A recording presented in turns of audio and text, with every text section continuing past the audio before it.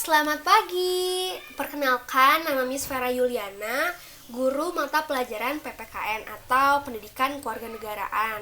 Nah, sebelumnya Miss ucapkan selamat untuk kalian yang sudah naik ke kelas 9 dan senantiasa sebaiknya kita selalu mengucap syukur kepada Tuhan karena Tuhan telah memberikan berkatnya kepada kita sehingga kita bisa diberi kesehatan dan bisa belajar lagi pada saat ini. Nah, cara bersyukur itu bisa dengan kalian selalu giat dalam belajar supaya memperoleh hasil yang lebih maksimal lagi dari yang sebelumnya. Pada pembelajaran PPKN bab 1 kelas 9 itu adalah bab 1 itu judulnya Dinamika Perwujudan Pancasila sebagai Dasar Negara dan Pandangan Hidup. Oke? Nah, adapun tujuan pembelajaran kita itu adalah sebagai berikut. Dan setelah mempelajari bab ini, Miss harapkan kalian mempunyai keyakinan yang tinggi akan keberadaan Pancasila sebagai dasar negara dan pandangan hidup bangsa kita. Oke, lanjut ya. Nah, saat mempelajari bab ini, Miss harapkan kalian tetap disiplin, kalian tetap semangat, dan kalian harus tetap mengamalkan nilai-nilai yang terkandung dalam Pancasila. Sebelum Miss lanjut pembahasan kita dalam bab ini, yaitu yang pertama itu adalah Pancasila dari masa ke masa. Sebelumnya Miss mau kalian itu berdiri, kalian menyanyikan lagu Garuda Pancasila dengan hikmat. Oke? Mari kita mulai. 1, 2, 3.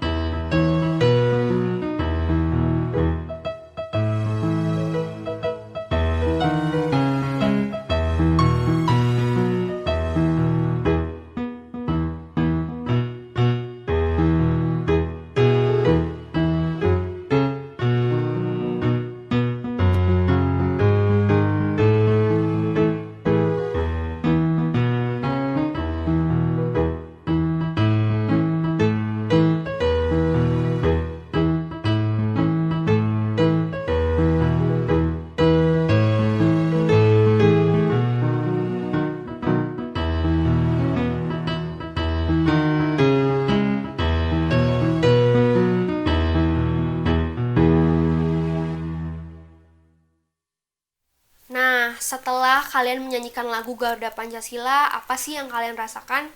Oke, jika kalian tidak merasakan apa-apa atau kalian tidak merasakan jika kalian tidak merasakan apa-apa, tolong tanyakan lagi kepada diri kalian.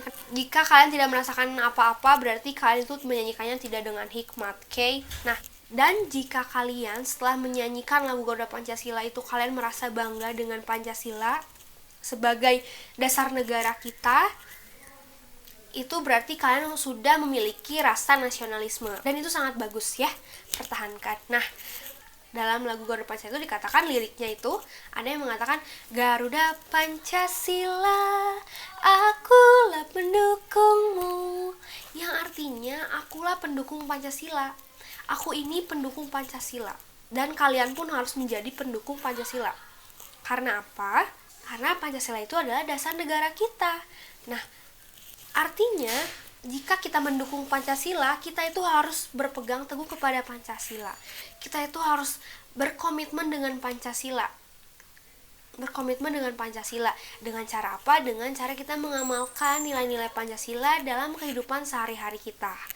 Pada saat kelas 8 kalian tentunya sudah mempelajari yaitu kedudukan Pancasila sebagai dasar negara dan kedudukan Pancasila sebagai pandangan hidup. Miss mau kalian mengingat lagi dan cari informasinya lagi jika kalian tidak mengingatnya, dan ini menjadi pertanyaan nomor 1. pertanyaan nomor 1 dalam pertemuan kita kali ini, oke? Kedudukan Pancasila sebagai dasar negara dan pandangan hidup itu sudah disepakati sudah sangat lama sekali. Pancasila itu dilahirkan pada tanggal 1 Juni 1945. Maka dari itu, setiap tanggal 1 Juni kita memperingati hari lahir Pancasila. Sebetulnya, Pancasila itu ditetapkan secara resmi sebagai dasar negara kita itu pada tanggal 18 Agustus tahun 1945. Pancasila itu ada melalui perjuangan yang sangat panjang, dari dibentuknya BPUPKI, PPKI, sampai lahirlah sebuah dasar negara kita yaitu Pancasila. Akan tapi dalam sejarahnya banyak sekali banyak sekali upaya untuk menggantikan Pancasila kita sebagai dasar negara. Walaupun sebenarnya upaya tersebut bisa digagalkan oleh bangsa kita sendiri. Nah, sebenarnya ancaman-ancaman apa saja sih yang terjadi? Penerapan Pancasila dari masa ke masa itu terbagi menjadi 3 periode, yaitu Orde Lama, yang kedua itu Orde Baru, dan yang ketiga itu masa reformasi sampai sekarang. Nah, kita akan bahas pada Orde Lama terlebih dahulu ya.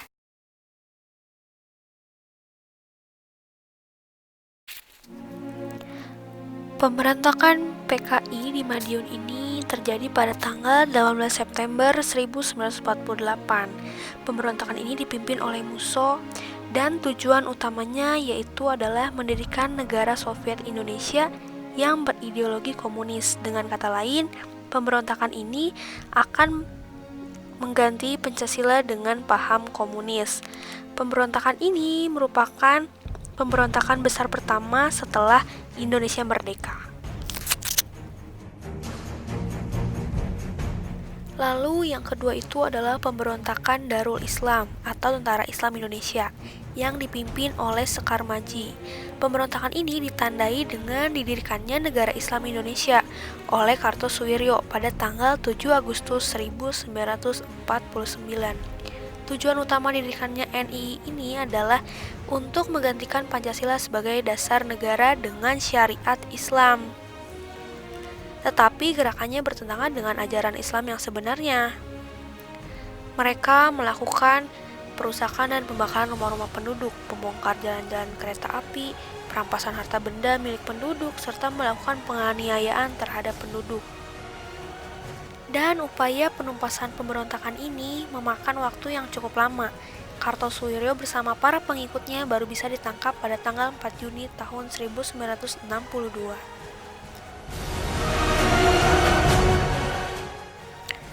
Yang ketiga itu adalah pemberontakan Republik Maluku Selatan.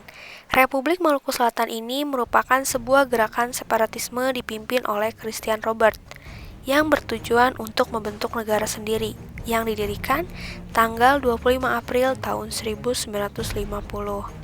Pulau-pulau terbesarnya adalah Seram, Ambon, dan Buru. RMS ini di Ambon dikalahkan oleh militer Indonesia pada bulan November 1950. Tetapi konflik di Seram ini masih terus berlanjut sampai Desember 1963. Salah satu penyebab meletusnya pemberontakan RMS ini adalah banyak bekas prajurit Kenil asal Maluku yang kecewa karena pengakuan kemerdekaan Belanda kepada Indonesia. Mereka juga menolak bergabung dengan APRIS dan hal ini ditambah dengan kekecewaan keris akibat bubarnya negara Indonesia Timur. Nah, tadi kalian sudah melihat beberapa cuplikan pemberontakan yang terjadi pada masa Orde Lama. Sebetulnya masih ada lagi pemberontakan-pemberontakan yang lainnya, dan ini menjadi tugas kalian nomor 2, yaitu pertanyaan nomor 2. Kalian cari informasi tentang pemberontakan apa saja yang terjadi pada masa Orde Lama. Tetapi selain yang tadi sudah Miss jelaskan ya. Setelah terjadi pemberontakan, lahirlah dekret presiden yaitu pada tanggal 5 Juli tahun 1959. Nah, salah satunya diantaranya isi dekret tersebut adalah kembalinya kita kepada Undang-Undang Dasar Negara Republik Indonesia tahun 1945. Lanjut pada periode tahun 1959 sampai 1966. Periode ini dikenal sebagai periode demokrasi terpimpin. Ini merupakan sebuah demokrasi yang seluruh keputusan pemerintahan itu berpusat pada pemimpin. Nah, pada saat ini pemimpin kita yaitu Presiden Soekarno. Dalam pemerintahan Soekarno ini, walaupun kita sudah kembali kepada Undang-Undang Dasar Negara Republik Indonesia tahun 1945, namun dalam pelaksanaannya masih banyak penyimpangan terhadap Pancasila dan Undang-Undang Dasar Negara Republik tahun 1945. Di antaranya sebagai berikut beberapa penyimpangan-penyimpangan yang dilakukan pada pemerintahan pada demokrasi terpimpin.